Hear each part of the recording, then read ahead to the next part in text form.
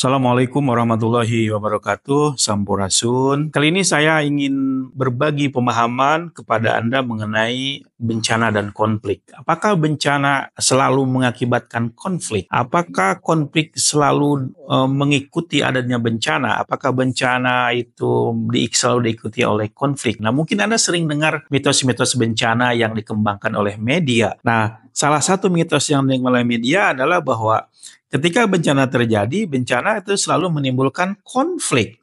Nah, konflik di antara apa? Konflik di antara masyarakat yang terkena bencana. Nah, apakah ini betul bahwa ketika bencana terjadi maka selalu mengakibatkan ada konflik? Memang ketika bencana terjadi mungkin terjadi adanya konflik. Kenapa terjadi? Karena mungkin ketika terjadi bencana orang kan ada terjadi kekurangan resources, kekurangan pangan, kekurangan bahan makanan, kekurangan pakaian, kekurangan tempat tinggal dan sebagainya. Maka kondisi kekurangan ini bisa memicu timbulnya ketegangan dalam masyarakat yang menjadi korban, ya kan? Karena ya itu adalah insting manusia. Manusia akan mempertahankan hidup untuk memperoleh kebutuhan dasar mereka seperti makanan ya dan pangan dan tempat tinggal. Maka ketika hal-hal yang seperti ini menjadi langka akibat terjadi bencana, maka konflik bisa terjadi. Tetapi pertanyaannya adalah apakah konflik ini berlangsung lama? Konflik ini memang terjadi tapi tidak berlangsung lama. Nah, mengenai bencana dan konflik ini, saya ingin membahas apakah ketika bencana terjadi akan mengakibatkan konflik berhenti. Nah, kan dalam sebuah masyarakat konflik itu sebelum bencana terjadi ada konflik ekonomi, konflik politik, sosial dan sebagainya. Nah, saya ingin membawa Anda kepada pertanyaan begini, ketika terjadi bencana, lalu sebelumnya dalam masyarakat ada konflik yang memang existing konflik, nah ketika bencana terjadi, apakah konflik tadi berhenti yang lalu mengakibatkan perdamaian di antara masyarakat? Apakah terjadi bencana dalam masyarakat seperti ini, masyarakat berhenti berkonflik lalu mereka berdamai? Jawabannya ya dan bisa tidak. Mari kita lihat untuk menjawab ini dalam dua kasus ya. Mungkin mesti Anda ingat dua peristiwa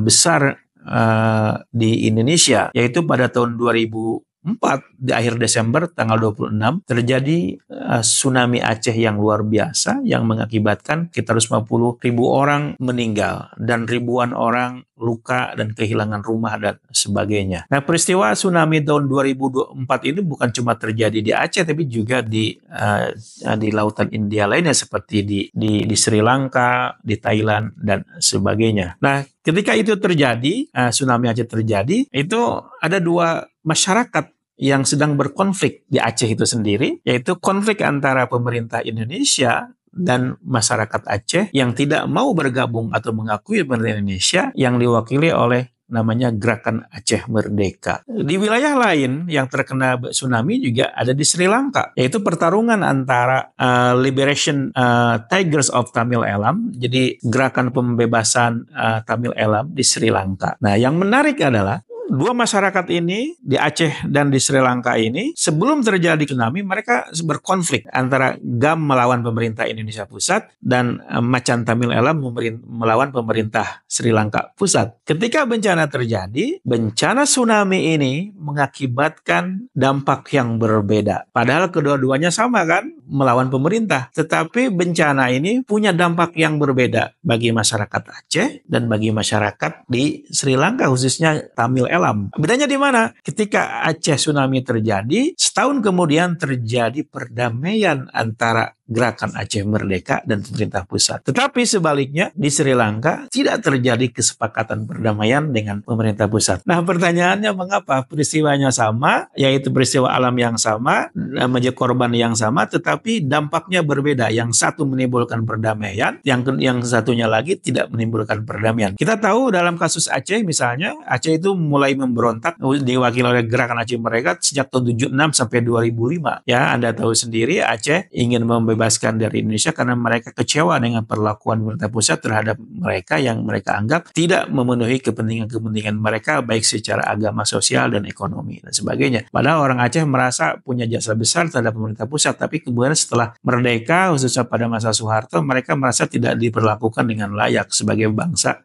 atau masyarakat yang punya jasa besar terhadap pemerintah Indonesia. Di Sri Lanka juga sama, terjadi konflik sejak tahun 1983, baru berakhir tahun 2009 ya. Ketika terjadi bencana tsunami, memang terjadi penghentian sementara konflik melawan Liberation Tigers of Elam, Tamil Elam dengan pemerintah pusat. Tapi setelah recovery dari tsunami, konfliknya tidak pernah berhenti ya antara Tamil Elam melawan pemerintah pusat. Nah, mari kita lihat sebabnya mengapa ini terjadi. Mengapa dua peristiwa yang sama, tsunami, masyarakat dengan karakter yang sama, konflik sebelum tsunami, tapi tsunami ini mengakibatkan dampak yang berbeda. Yang pertama, di Aceh terjadi konflik de-escalation, termasuk penurunan konflik di Aceh, bahkan terjadi perdamaian antara pemerintah Indonesia dengan gerakan Aceh Merdeka. Sementara di Sri Lanka tidak. Nah, penjelasannya satu disebabkan oleh natural resources, sumber daya alam. Dalam sebuah masyarakat yang berkonflik, di mana kelompok yang berkonflik ini memegang sumber daya yang banyak, artinya mereka punya sumber daya ekonomi yang banyak, orang yang banyak,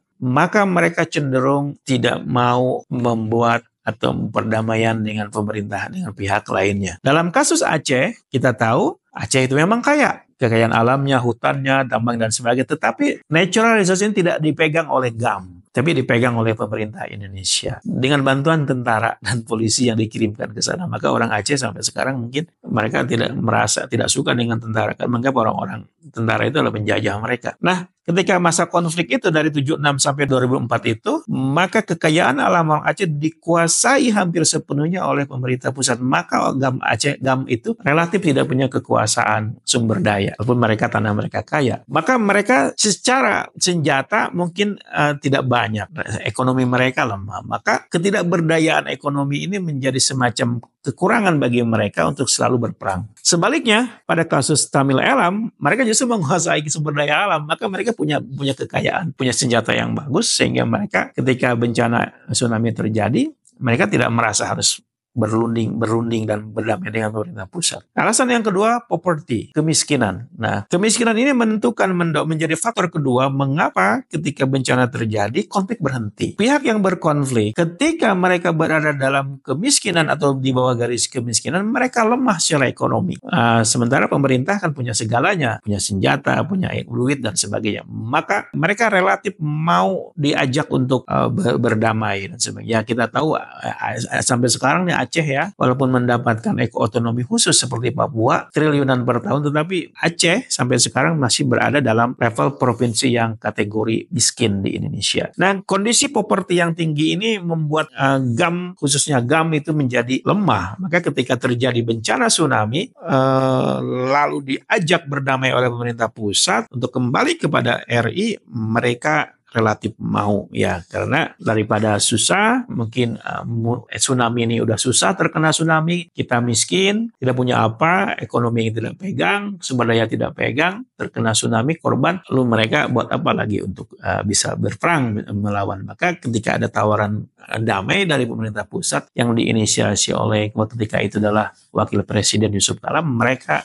mau ya. Mungkin Anda ingat pemimpin GAM ketika itu adalah Hasan Tiro, Dr. Hasan Tiro, yang dia ini tidak tinggal di Aceh, tapi justru tinggal kalau nggak salah di Oslo atau Helsinki di negara Skandinavia. Kalau nggak salah meninggal juga di sana, dan perjanjian damai pun ditandatangani di sana. Faktor ketiga yang membuat kenapa dalam kasus Aceh bencana itu menghentikan konflik, yaitu adanya state regulation. Nah, maksudnya gimana? Ketika terjadi bencana tsunami di Aceh, pemerintah terlibat secara penuh dalam disaster management-nya. Jadi perhatian pemerintah terhadap korban Aceh akibat tsunami begitu besar. Nah, ini menjadi faktor masyarakat Aceh, khususnya GAM, yang membuat mereka mau diajak berdamai ya, dan menghentikan konflik. Sebaliknya, rangkulan dari pemerintah pusat ketika terjadi kepada masyarakat tidak terjadi di Sri Lanka. Maka Tamil Elam merasa mungkin tidak perlu punya kewajiban moral juga untuk menghentikan perlawanan mereka. Yang keempat, yang terakhir, negosiasi. Nah, pada kasus Aceh, konflik itu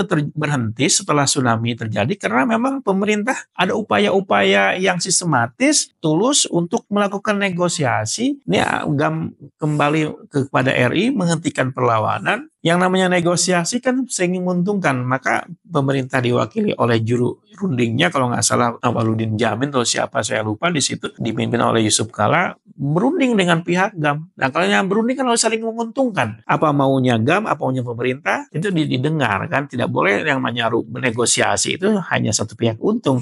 Terus jadi win-win solution. Nah ternyata ini pemerintah berhasil melakukan negosiasi yang menguntungkan kedua pihak, sehingga GAM mau menghentikan perlawanan dan kembali. Dan keuntungan kepentingan GAM dipenuhi, seperti ingin GAM Aceh menjadi provinsi yang khusus dengan penerapan syariat Islam dan sebagainya, itu dipenuhi pemerintah. Yang penting tidak keluar dari NKRI. Hal yang sama tidak terjadi di Sri Lanka. Pemerintah tidak serius dalam melakukan negosiasi dengan Tamil Elam itu. Tidak ada negosiasi yang menguntungkan, maka ketika bencana tsunami terjadi, memang terjadi kepada orang Sri Lanka di sana, tapi itu tidak berdampak kepada adanya perubahan perdamaian di masyarakat. Jadi 4 hal inilah yang menyebabkan ketika bencana terjadi, itu bencana bisa menjadi pendorong adanya penghentian konflik, membawa perdamaian dalam 2 kasus ini. Tapi penghentian konflik akibat bencana ini itu juga ditentukan oleh faktor-faktor lain. Tidak otomatis ketika ada bencana lalu konflik berhenti, tapi ada faktor-faktor lainnya yang membuatnya apakah konflik itu berhenti atau tidak. Ada 4 tadi. Jika 4 ini ada, maka konflik yang terjadi masyarakat yang memang sudah ada sebelum terjadi bencana itu bisa berhenti. Tapi sebaliknya, 4 faktor tadi bila tidak ada dalam masyarakat, maka konflik kemungkinan akan terjadi terus. Saya kira itu. Terima kasih. Assalamualaikum. Semoga bermanfaat.